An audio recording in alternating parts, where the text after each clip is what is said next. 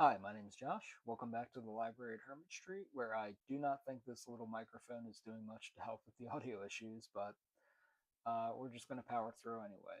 Eventually, I'll get a actual recording set up. In the meantime, what do we have for us this week? So first and foremost, we have one I read yesterday. Uh, Gamemasters, the comic book history of role-playing games. I am a big uh, tabletop RPG guy. I just started running Daggerheart game last year. Love it. Uh, have have really fallen in love with running games as a long long time player. Uh, I'm umming and ahhing a lot. You can tell this is particularly off the cuff. But Game Masters is by Fred Van Lent, who I know from Action Philosophers, and Tom Fowler and Bill Crabtree, who both have laundry lists of credits. It does what it says on the tin. It is a comic book history of the role playing game uh, genre, production, um, industry. And the thing that fascinated me was it got into like the early wargaming um, history of it, some of which I knew. I have a copy of H.G. Wells' Little Wars and Floor Games around here somewhere, which is kind of like the first, uh, if not the first, you know, codified wargaming rules, then the first one I was aware of as like a historical artifact. That's me coming from like a kind of Warhammer 40,000 several editions ago background personally. This one's a little scattered. Um, but Game Masters gets into just the history of how wargaming evolved into more simplified board games, which evolved into more complicated kind of simulation games, which evolved into tabletop RPGs as we know them.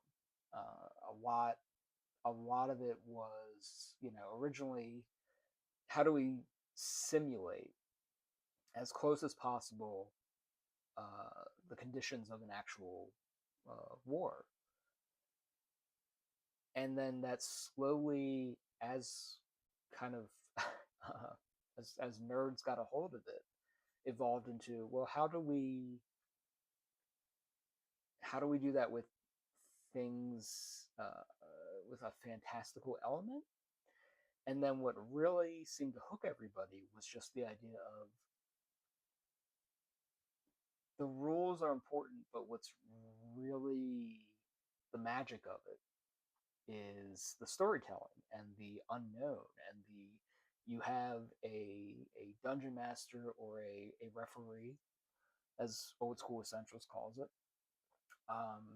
You have a referee kind of spooling out the story, and your players are reacting to it. It's not necessarily a competitive thing, it's a collaborative storytelling thing that is also, codified by fun, crunchy spell and combat rules. So just Game Masters is a fascinating book. I really love that they did, because I've been collecting old second edition Advanced Dungeons and Dragons books for the past like year or so.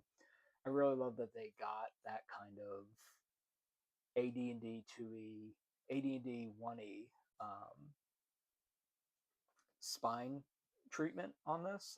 That's just a really it's a lovely little touch. The second and third book, because these kind of go together, that I'm going to discuss, sort of springboards off that. These are prompted by a buddy of mine actually finding them at a Goodwill and texting me like, "Hey, do you have these?" And of course I did, because one thing about me, I own some books. But this is Vermis 1 and 2, and these are by Plastiboo. They are published by, oh boy, I'm blanking on the name. Hollow Press, I believe. I was just on their website. It's the only reason I remember.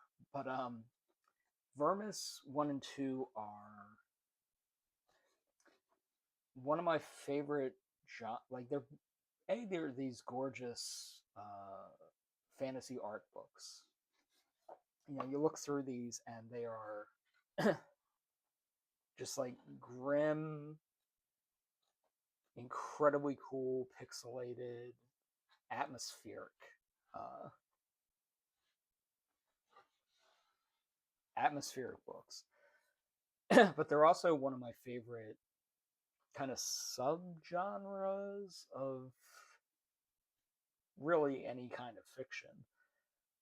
They are guidebooks to a fake fictional video game.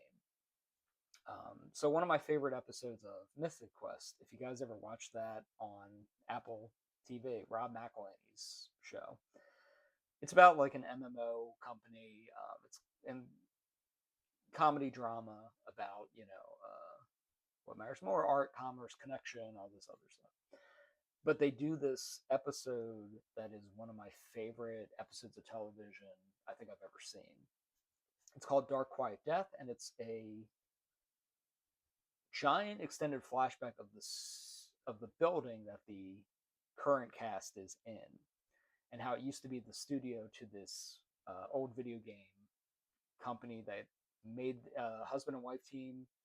They made this game called Dark Quiet Death, and the commerce demands upon their successful game kind of pulled them apart and eventually really killed the series of games. But Vermis is of a piece with that, where it's this it's this window into a fictional world and a game that does not exist but sounds really interesting. That's always the key with this, is like it's not just enough to say like, oh, fake band, or oh, a character read this book that they really liked. The stuff also has to sound like something you'd want to actually engage in. And Vermis, I'm not a huge FromSoft guy. I appreciate their stuff more than I'm actually good at those games. But and kind of similar with like the impression I get from Vermis is that it is a like first person old school wizardry style dungeon crawl, but with a Dark Souls, FromSoft, kind of rot, corruption, heavy shadows, poison swamps, with that kind of aesthetic. And like that sounds like a game I would want to play and be terrible at and probably not finish, but it would appreciate the existence of. So yeah, Vermis by Pause to Do. Apparently they are both out of print, which is why my buddy is like flipping the copies. He found them at Goodwill, which is insane to me. Awesome, but like I never find anything that good at Goodwill or any kind of thrift store. But yeah, he's flipping them on eBay because I already have copies, and he's like, "Yeah, of course you do." I'm like, "Yeah." But yeah, Vermis 1 and 2. I think they're coming back into print this year. They might be a little tricky to get with tariffs and import fees. They're worth it though. They're incredibly cool art books. And just if you are also like a tabletop role player, or especially if you're someone who runs high fantasy games or low fantasy games, or anything where you need fodder for like creepy dungeon inspiration, Vermis is the best resource you can have that isn't actual game, like an actual game book. Which is ironic because that's kind of the whole point of it. Is that's a game book for a game that doesn't exist. So last one, and I'm realizing this is kind of a short one, and again, I apologize both for the sound quality issues and a lot of umming and ahhing and I am not at my best improvisational, conversational, whatever. Case in point. But this last book is the this is one of my like treasures. The Lexicon of Comicana by Mort Walker. And so what's interesting about this is it was done as a joke to some extent.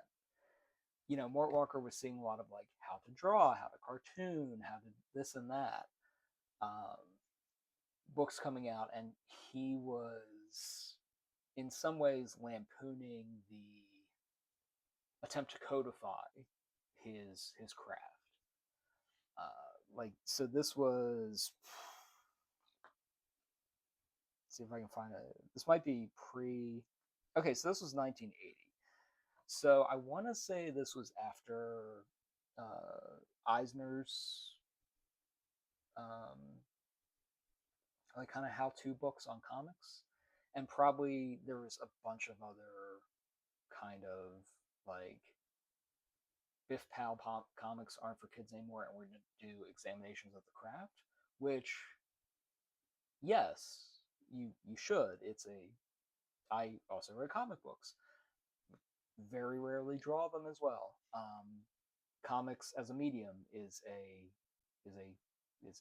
artistic medium. It is a valid every bit as rich and vital and historical a medium as film or music or anything else you can put it up against. I do also appreciate more. It's one of those things where it's like it's not. I don't know if it's punching down. Like he codifies the book, or he codifies like the language of cartooning in such a way that it does it kind of works. Like it's not just a piss take. Like he actually does come up with some stuff here that has been adopted into the actual lexicon of the medium. Um, I think most famously, and I'm trying to find it, and this is another watch Joss read section. Um, Grawlix is the famous term that actually came out of this, which is,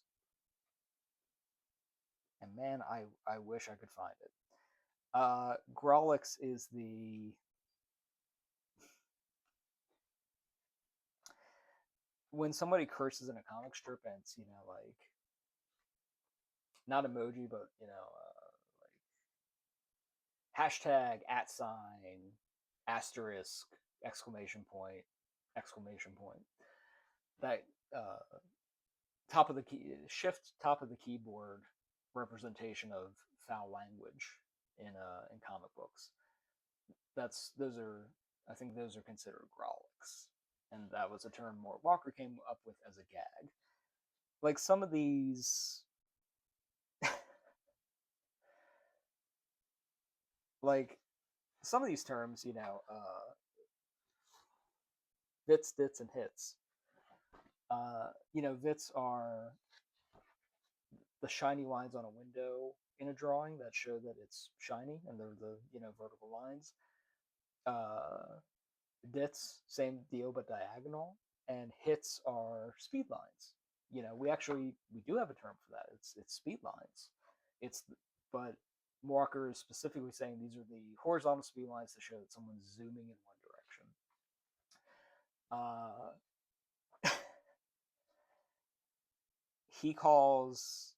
He actually takes another real term, fumetti. Fumetti is I want to say Italian term. Nowadays, I feel like we mostly use it to refer to photo comics, which is where they take actual photos of people and then they put comic book word balloon dialogues over the actual photos. And the photos are composed in such a way that they are the comic panels, and then what makes it a comic is there's panels and there's word balloons over it. But Walker, instead of calling them word balloons or word bubbles, and some people get like very particular about which one you call them. I use them kind of interchangeably, but I think balloons is what comes out if I'm not thinking about it. He called them fumetti, which is a Italian term for like when it's cold and you can see your breath. I think that's fumetti. Like that's where the term comes from, is like the visual representation of your air, uh, which is, if you think about it, a brilliant way to describe comic book word balloons. Um, but yeah, Lexicon of Lexicon of Comicana by Mort Walker. It's incredibly out of print. Every once in a while, like a small boutique, because I'm no one like no one has the rights to it anymore. I'm pretty sure it's like public-ish domain. Every once in a while, you'll see someone on Amazon do like a dubiously legal reprint of it, which I recommend snatching up when you get the chance. Uh, but it is a excellent, excellent, so tongue-in-cheek textbook that it loops back around to being useful again. And I think with that, that's going to be it for this episode. Again, I apologize for this quite a bit this episode, but I apologize for the ums and ahs and sort of rambling, freewheeling nature of this episode, even by the standards of this show. Thank you for joining me. I hope some of these books have caught your interest and you want to go hunt them yourselves. I don't have any links or sponsors. I just tell you about them because I already have them. But yeah, I hope to see you again here at the Library at Hermit Street. Thanks for joining me.